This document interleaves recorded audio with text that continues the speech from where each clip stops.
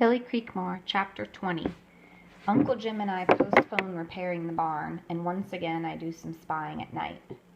Pass me the pencil, lad. It was cold in the barn, and the lantern hanging on the bent nail above hardly gave us enough light. But we kept working. The job had to be done by morning. We stamped our feet to keep the feeling in them. Aunt Agnes gave me a pair of her gloves with the fingertips cut off so I could hold the nails easier. Uncle Jim held up a plank of wood against me and measured my height. He gave it another few inches since I was shorter than Clyde. The company store had run out of coffins. Besides, Mrs. Light didn't have the money for one. Copper's stall in the gate to the barn would have to wait another year. He hammered the sides together, trying to make it match just right for Clyde. "Do you think we'll have time to paint it white?" I asked. "We're going to try, lad. The night's on our side, for it's crisp and dry without a thread of snow." All the Polish miners, plus the foreman and Clyde, died in the collapse. 19 total, the biggest mining accident in Holly Glen's history. I thought for sure the town would fold up and disappear, but it didn't. After the rescue team pulled out all the bodies, another crew went in to clean up the rubble and set up some new timbers, and the mine was open in another day. The whistles blew at dawn, and we headed off with our lunch pails.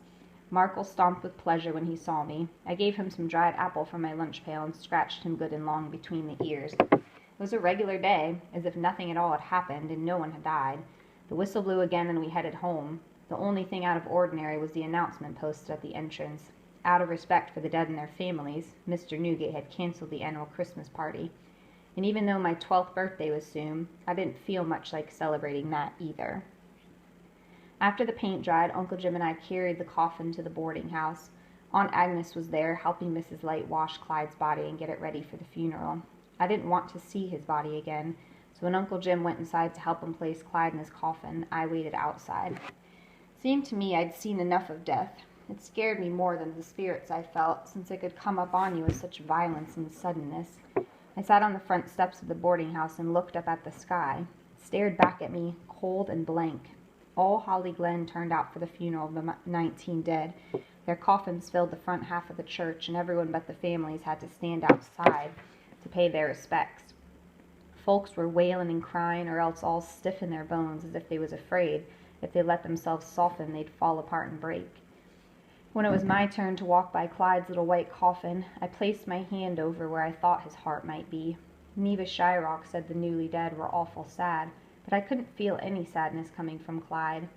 "What's it like being dead?" I asked him, but he didn't answer, and all I could feel was how the paint was still sticky, and the smell of it filled my nose as I walked past. There weren't nothin' of Clyde there in that chapel, nothin' that I could feel or sense in any way. Then it occurred to me that maybe Clyde's spirit warn't so sad after all. Maybe he was already with his daddy. One night after the funeral, when Aunt Agnes was still tending to Mrs. Light in Belton, Mr. Moon and some other men come after supper. They sat by the stove smoking pipes and talking in whispers. No one told me to leave or paid any attention to me at all, so I hid in the shadows of the corner of the room and listened. "There weren't no reason for those men to die," said one. "Don't forget the boy. He warn't 12 years old, his head crushed by the rubble, all because the company refused to bring in new timbers." It was snowing outside and the wind was howling. It rustled through the shingles of the cabin and I shivered in the draft. "It was Mr. Newgate's greed that killed those men and that boy," said Mr. Moon. "We've got to strike, men. We've got to close down the mine so we hit Newgate where it hurts. Make him lose some of his precious money. That'll make him listen." Said one of the Welshmen, angry and fierce, "but the Russians won't stand with us, and the Italians won't either. They're too terrified of losing their jobs since they're new to this country and don't know where else to go for work. So it's just us and the coloreds, and I don't know that I trust them." "Save your fury," said Uncle Jim. "The gentleman from the UMW will be there tonight. Let's hear what he has to say before we jump." Mr. Moon pulled out his pocket watch. "It's time to go, chaps. The meeting is about to start." The men forgot I was there. Uncle Jim didn't say goodbye or tell me to go to bed. He put on his coat and hat like the others and went out into the night. I felt awful curious. I wanted to follow the men to the meeting and hear what the man from the UMW had to say. I figured I'd trail him to wherever they were meeting, then hide under a window and listen. It was one of my old tricks, and I wasn't at all scared.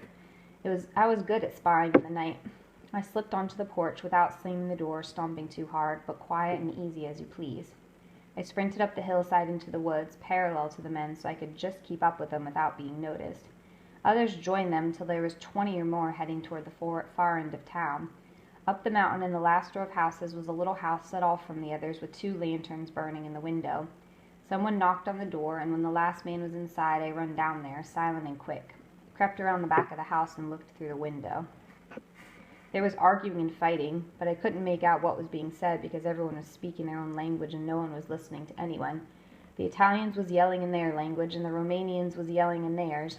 One of the colored fellows pushed over his chair, and the Welshman was huddled together and nodding but keeping quiet for now.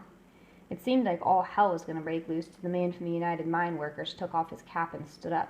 He was tall and slim, and he waited till everyone was quiet to speak. He spoke in a full voice, and even though he was muffled by the window, I could make out every word.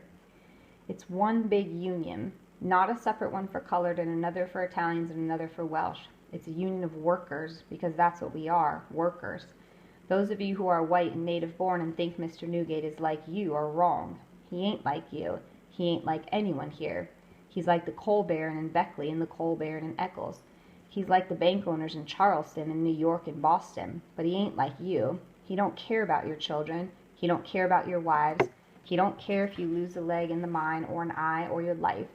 He don't care if your 10-year-old son goes to school or if he has to work in the mine because you can't haul as much coal anymore and there ain't enough food on the table.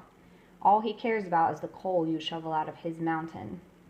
Now the union does care about you, but it don't care where you was born, and it don't care what color your skin is, what type of prayers you say, or whether you pray at all. It don't care if you load 10 tons a day or if you load 2. But when does the strike begin, and how long till the UMW comes through with the tents and the rations? It was Clayton, standing straight and tall as any grown man there. For you know that we won't be on strike more than half a day before Mr. Newgate sends the Baldwin Phelps guards in, and they'll drive our families out with guns. I've got my mother to take care of. Once the word strike was uttered, folks started interrupting again and calling out to be heard. One of the Italian miners was translating to his friends, and it was right impossible to hear who was saying what. So I hitched myself up on the windowsill best as I could, only I slipped and pitched forward and my head banged the window. Some folks heard it and told everybody to hush up. Men turned in their seats and looked toward me. I figured I'd better heel it out of there, but Clayton had already run out the front door. He grabbed me by the neck of my coat and hauled me into the house. Look who I got here. My apprentice, Billy Creekmore. Billy, yelled Uncle Jim, what are you doing here, lad? Go home now and leave us alone. He might be a spy, said one of the men. We better question him. The Union man walked up to me and looked me in the eye. Are you a spy, Billy Creekmore, or are you a Union man? I ain't no spy, I said. I came to learn about the Union. I want to be a Union man.